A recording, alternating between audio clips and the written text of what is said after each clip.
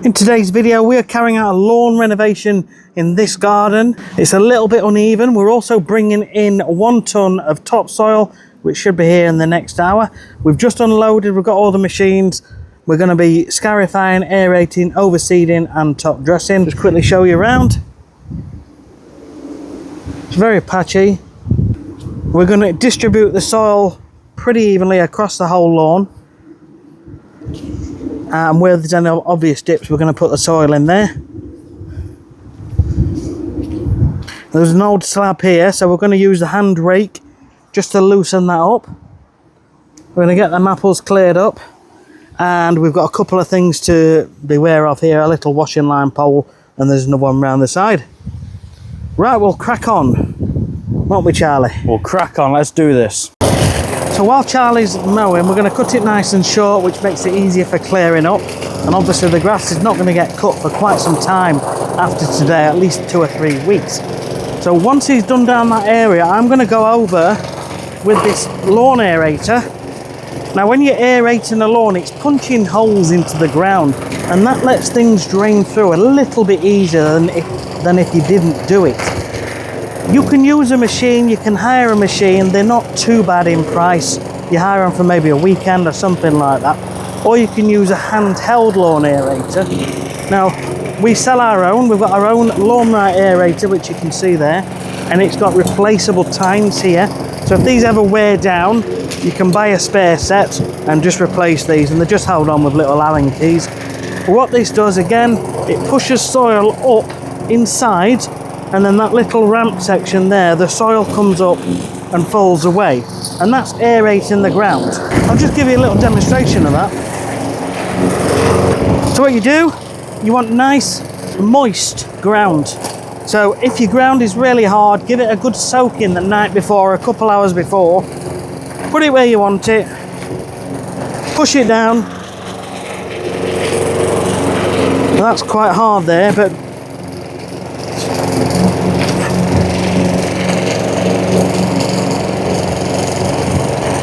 now when the ground's soft, this will be a lot easier. And you can see already that the soil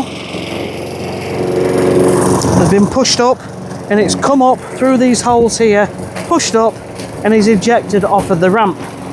And here we've got, it's quite a medium soil actually, it's quite crumbly.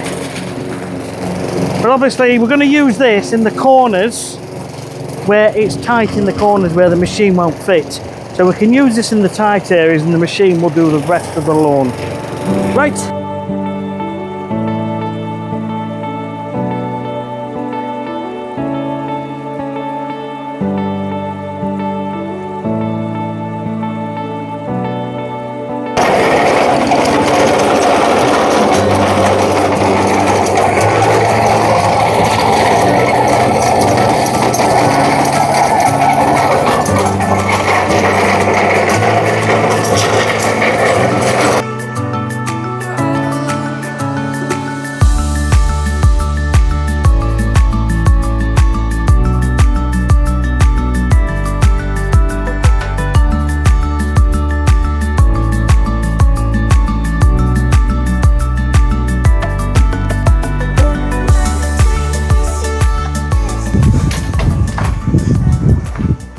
Dinner time yet? Dinner time? It's about 9:30, 9:15. Close enough.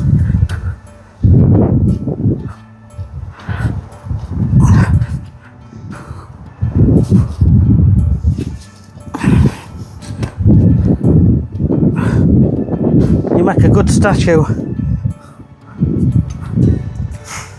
Yeah, did you used to work at council?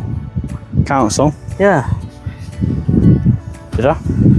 That's what normally happens. They'll have one working and everyone else is just stood around watching. Oh yeah. I'm watching to see what you're doing. That's just a bit of humour for camera because it's filming and listening. I didn't even know you were filming this, but imagine like farting in the mic, how loud it would be. Should we keep this bit in? Should do like a bloopers channel. Yeah. Put this on the bloopers. Now we're going to scarify the lawn which is in essence getting a rake and raking the grass and thinning out the thatch, what builds up on top of the soil in between the blades of grass, and that thatch slows down the rate of aerating nutrients from getting into the ground. And we use these blades on the scarifier, which spin around and they will thin it out. This is a Cobra S40C, there's plenty of others.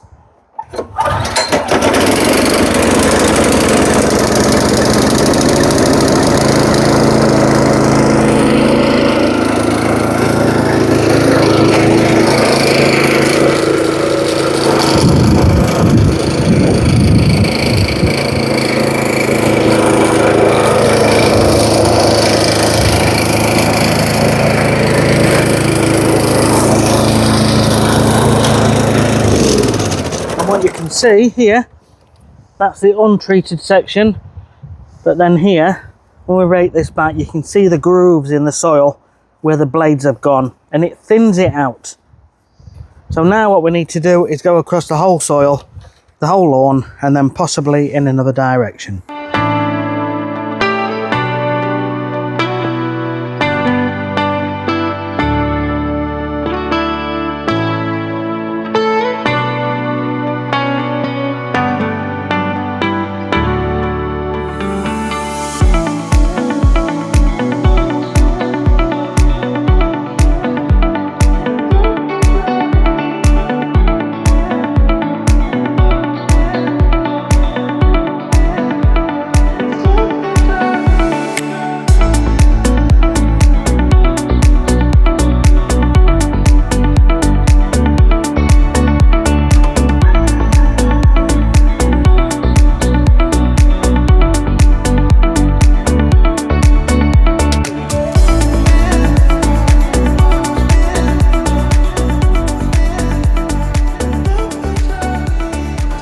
So that's been scarified and aerated.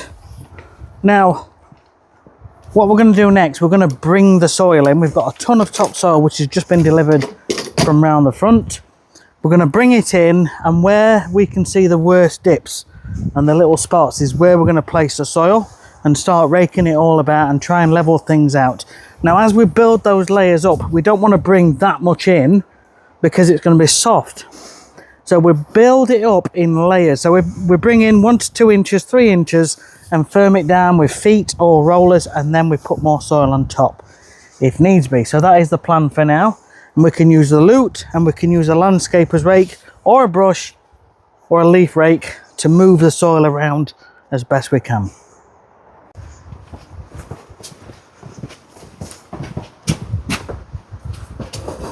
Poser.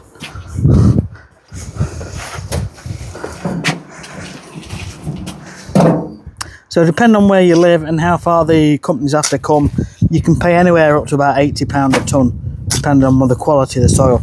This is screened down to about 5 mil-ish. It's not bad, it's mostly sandy soil. There's a few tiny pebbles and the odd slightly bigger one. But this is all I can get hold of at the moment.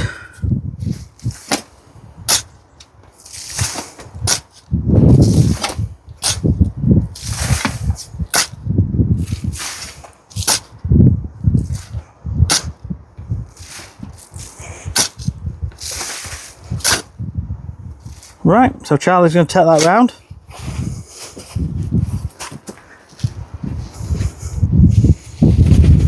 Got a flat tyre. It is an old brolly. Old brolly? I was wondering why it's a brolly. It's never been a brolly, has it? It's a wheelbarrow. It will be.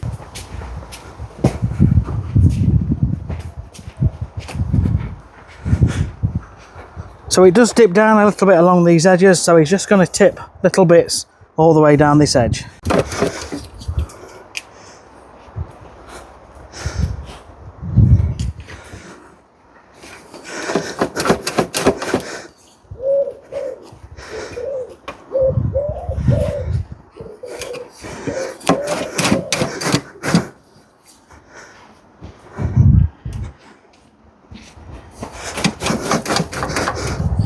We can get a bit in there as well, can't we?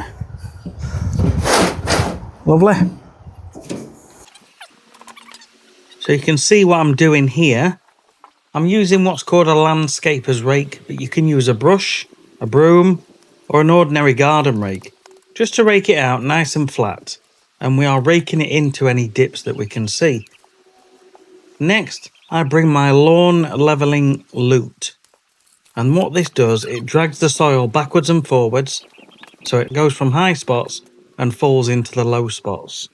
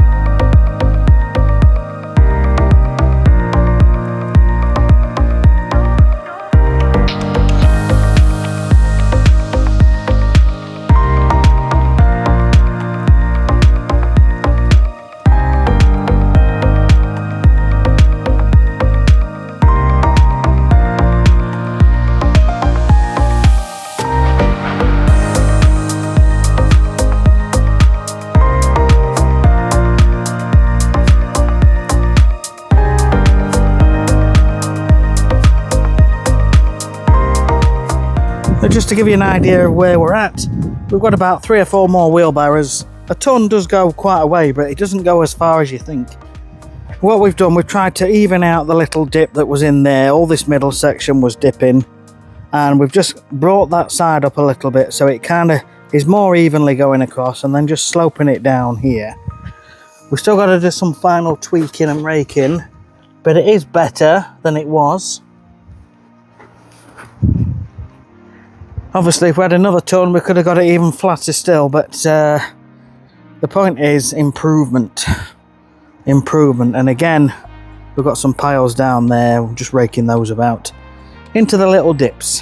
You saw me using the lawn leveling lute, which is precisely what it's for, to level lawns. So once we've used the rake and got the bulk of it out, we go backwards and forwards with this, and it drags from high spots into low spots.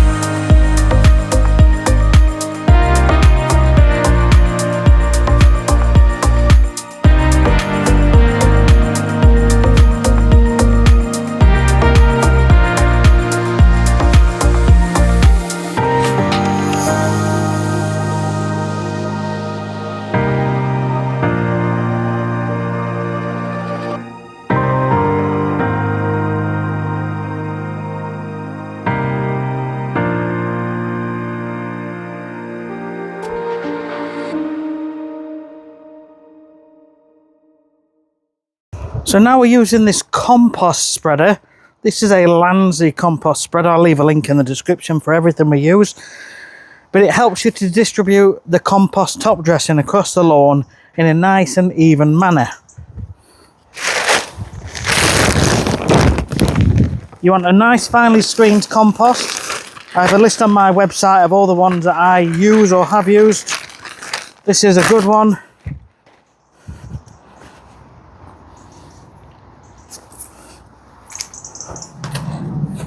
And you just fill the spreader up.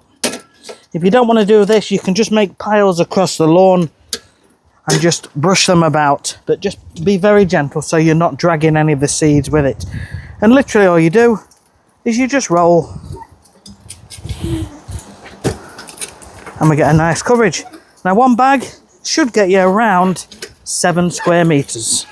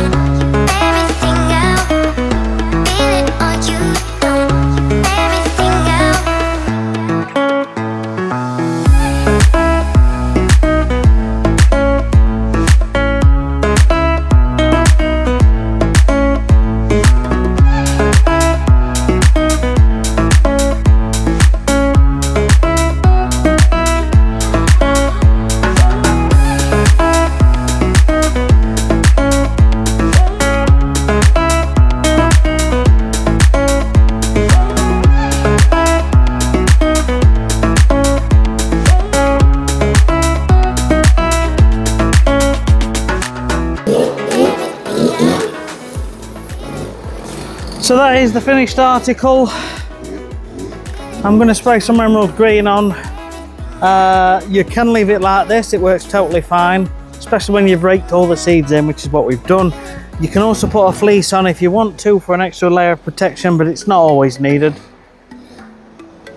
What we need now is just to keep it nice and damp for the next 2 to 4 weeks, and then we should be just about there.